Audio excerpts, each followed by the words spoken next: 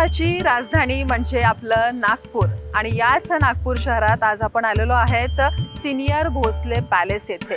Senior Bhosale palace हा इतिहासाला जपणारा एक वारसा आहे आणि 17व्या शतकांपासून हा वारसा नागपूर शहरात सातत्याने सुरू आहे। आज शिवजयंती आणि याचं औचित्य साधून आज आपण इथे आलेलो आहोत। चला तर बघूया सिनियर भोसले पॅलेस। छत्रपती शिवाजी महाराजांनी स्थापन केलेल्या स्वराज्याच्या विचारधारणेतूनच पुढे मराठा साम्राज्य विस्तारच केलं। त्याच परंपरेतून भोसले घराण्याचा उदय झाला आणि नागपूरमध्ये या वाड्याची निर्मिती झाली।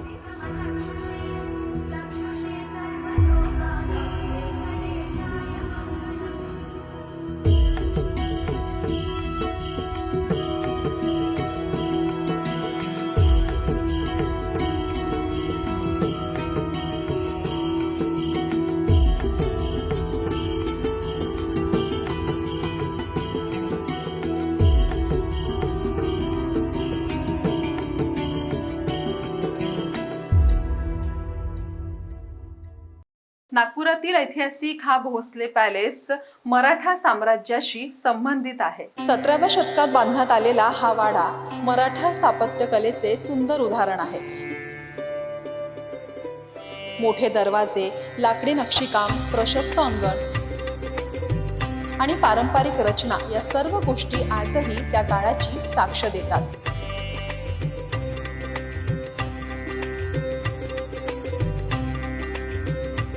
नागपूरचे राजे म्हणून ओळखले जाणारे राजे रघुजी भोसले यांनी नागपूरला आपली राजधानी बनवली आणि याच शृंखलेत आज आपल्यासोबत उपस्थित आहे राजे मुधोजी भोसले। यांच्याकडनं आपण जाणून घेणार आहोत की आतापर्यंतचा वारसा त्यांनी समोर नेलेला आहे, एकंदरीतच त्यांचा अनुभव काय आहे। नमस्कार, मी सर्व दर्शकांना शिवजयंतीच्या हार्दिक शुभेच्छा देतो। हा जो एक ऐतिहासिक वारसा आहे, हा छत्रपती शिवाजी महाराज स्वराज्याची एक नीव ठेवून स्वराज्याची स्थापना केली। स्वराज्य म्हणजे स्वतःचं राज्य असलं पाहिजे, जनतेचं राज्य असलं पाहिजे आणि म्हणूनच ह्या स्वराज्याची त्यावेळेस छत्रपती शिवाजी महाराज नीव ठेवली आणि ती अखंडरित्या ती परंपरेच्या हिशोबाने ती चालत आली आणि नागपूरला 1700च्या दरम्यान प्रथम राजे रघुजी महाराजांनी त्यांच्याच हा वारसा आणि त्यांचं जे स्वराज्यासाठी जे ध्येय धोरण होतं त्या ध्येय धोरणाच्या त्या वारशाला घेऊन त्या नागपूरमध्ये त्यांनी त्याची परंपरा सुरू केली आणि नागपूरपासनं ओरिसा, बिहार, बंगाल, UP, MP, छत्तीसगड आणि हा गोंडवाना, हा विदर्भचा हा भाग, ह्याला गोंडवाना हा संपूर्ण भाग 2,17,536 स्क्वेअर किलोमीटर एवढा मोठा हा भूभाग छत्रपती शिवाजी महाराज, छत्रपती संभाजी महाराजांनंतर हा राजे रघुजी महाराजांनी या स्वराज्यामध्ये आणण्याचं कार्य केलं आणि तेव्हापासून ही परंपरा, ही नीव ही अखंडित सुरू आहे। आणि ह्या वाड्याने म्हणजे खूप उतार चढाव बघितलेले आहेत। म्हणजे 1700पासनं ज्यावेळेस 1735मध्ये राजधानी रघुजी महाराज नागपूरला केली त्यावेळेसपासनं हा वाडा हा दोनदा पेटवण्यात आलेला आहे। म्हणजे एकदा पेंढारी लोकांनी त्या वाड्यावर हे केलं होतं, पण ते छोट्या प्रमाणात झालं। पण जेव्हा ब्रिटिशांशी 1817मध्ये नागपूरकर भोसले जिंकले आणि 1818मध्ये ब्रिटिशांनी जेव्हा हारले त्यावेळेस हा वाडा 6 महिने हा पेटत राहिला आणि हा जो महाल एरिया आहे हा महाल होता आणि हा ह्याचा रिमेनिंग पार्ट आहे। पण हा आजही एवढा भरकम आहे की दोनदा एवढे मोठे हे झाल्यानंतर बी आज हा वाडा फार दिमाखात या ठिकाणी उभा आहे, याचा आम्हाला सार्थ अभिमान आहे। एक ऐतिहासिक वारसा हा आम्हाला लाभलेला आहे आणि हा जेव्हा वारसा लाभतो त्यावेळेस बरेचसे आम्हाला बंधनं असतात, पण अभिमान बी तेवढाच असतो की ही परंपरा आमच्या नशिबात आमच्या इथे जन्म होऊन आली तर हे निभवणं आमचं कर्तव्य आहे आणि आम्हाला त्याचा अभिमान आहे।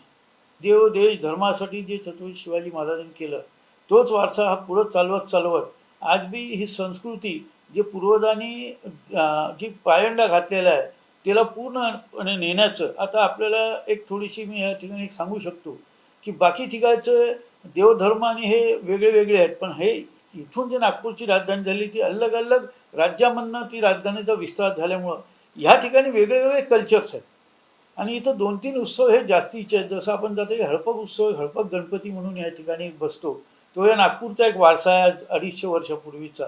त्यानंतर इथं आपण लाकडी बैलाचा पोळा आपण बघतो, तो एक बी 250 वर्षाच्या जवळपास तो बी एक वारसा आहे आणि त्याही परंपरेला आज बी आम्ही त्याच हिशोबाने जेवढं आम्हाला शक्य होते आम्ही ते निभवण्याचा प्रयत्न करतो.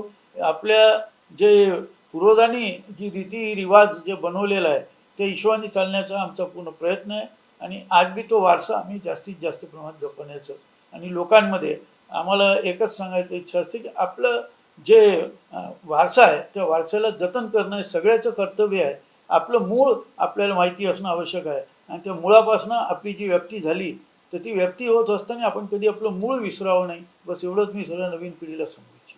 17व्या शतकांपासून वापरलेले शस्त्र आज भोसलेवाड्यामध्ये आपल्याला पाहायला मिळत आहे आणि खरंच उत्तम प्रकारे त्याची जपवणूक सुद्धा तुम्ही केलेली आहे. तर एकंदरीतच इथे शस्त्र खूप आहे जे वापरण्यात आलेले होते. तर काय सांगाल? हे नागपूरचं असं आहे की ही जेव्हा राजधानी स्टार्ट झाली तर इथं आदिवासी लोकांचं हे होतं म्हणून तिथली बी काही शस्त्र आणि मग ओरिसा बिहार बंगाल जसं जे राजधानी आपण हे करत गेलो तर तिथले काही शस्त्र म्हणून नागपूरला काही वेगळ्या प्रकारचे काही शस्त्र आहेत. त्यामध्ये आपण जर बघायला घेतलं तर हा एक माडू म्हणून हे शस्त्र आहे. हे काळविटाच्या शिंगापासून हे तयार होतं आणि हे आपण जसं फिरवलं सगळ्या बाजून फिरतो मागं आलेल्या माणसाला अटॅक होतो समोरचा आणि बाजूचा. हे जे पॉईंट्स असतात त्याला त्यावेळेस पॉयझन लावलं जायचं आणि हा तो शस्त्र त्या उपयोगात यायचा. असे भरपूर प्रकारचे वेगवेगळे शस्त्र आहेत. त्यावेळेस एक महत्त्व होतं की जनावराचं हाड किंवा शिंग हे बी वाया गेलं नाही पाहिजे. मग आपण पाहिलं की ही जी तलवारची मोठ्याला हस्तिदंताचं काम आहे. त्यानंतर इथं बरेचसे चाकू आहेत त्याला कुठं सांबर शिंग कुठं असे वेगळे वेगळे शिंग त्या मुठीला लागलेले आहेत. त्यानंतर आपण जर बघितलं की ही जी कट्यार आहे ही फार महत्त्वपूर्ण कट्यार आहे. आता कट्यारीचे आपण इथं सगळे प्रकार बघतो पण हे आमचे पहिले रघुजी महाराजांचं जर फोटोमध्ये पाहिलं तर इथं अशी कट्यार ठेवलेली अशी आपल्याला दिसते. तर ही इथं ठेवल्यानंतर जर आपण ही कट्यार ठेवली तर इथं कापल्या जाईल की आज ही 300 वर्ष जुनी कट्यार पण आज बी वर्किंगमध्ये आहे. तर अचानक ही काढली तर लोक म्हणतील हिला काहीच नाही पण जेव्हा कुणी आलं तर ही अचानक या प्रकारे ही उघडते. ही पोटामध्ये घालून ती बंद करून जेव्हा फिरवली की आतड्याशी ती बाहेर कापत येऊ शकतो. तर या प्रकारची ती तलवार आहे. बेलाचं पान आहे ते आमची मार्किंग राहायची शंकराचं हे असल्यामुळं युद्धाचं त्यामुळं बेलाचं पान आणि पुन्हा ही कट्यार बंद होऊन कट्यार राहायचं. त्यावेळेची ही सिस्टीम आज बी फुल वर्कमध्ये आहे. ते त्यावेळेची आपण जर बघितलं ते एक सायन्सला आज आपण म्हणतो पण हे त्यावेळेचं आहे. अशा बऱ्याचशा वस्तू आहेत. या शस्त्राने एक फौज वेगळी राहायची ही पुढं चालायची. जंगला वगैरे म्हणून जात असताना हे कुऱ्हाडीचं बी काम करायचं. कुठं मुक्काम असला आणि जेव्हा भाज्या वगैरे कापायच्या असल्या तर हिच्यानी ते बी काम व्हायचं.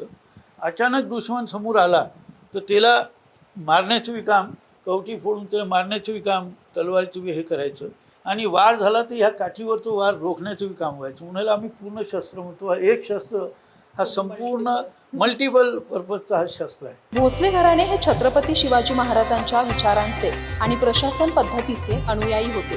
शिवरायांनी रुजवलेले स्वराज्य शौर्य आणि न्यायाचे तत्वज्ञान पुढे भोसले घराण्याने विदर्भात जपले आणि आज हा भोसलेवाडा नागपूरकरांची शान आणि ऐतिहासिक दृष्टिकोनातून वारसा बनलेलं एक आपण इथे बघू शकतो की अत्यंत सुंदर असं जपवणूक इथे केलेली आहे. शस्त्र जे 17व्या शतकात वापरण्यात आलेले शस्त्र इथे ठेवण्यात आलेले आहे आणि फक्त शस्त्र जे आहे ते ठेवण्यातच आलेले नाही तर एकंदरीतच त्याची जपवणूक सुद्धा खूप सुंदर अशा पद्धतीने केलेली आहे. छत्रपती शिवाजी महाराजांनी स्वराज्याला दिलेला संदेश म्हणजे शौर्य, न्याय आणि स्वाभिमान.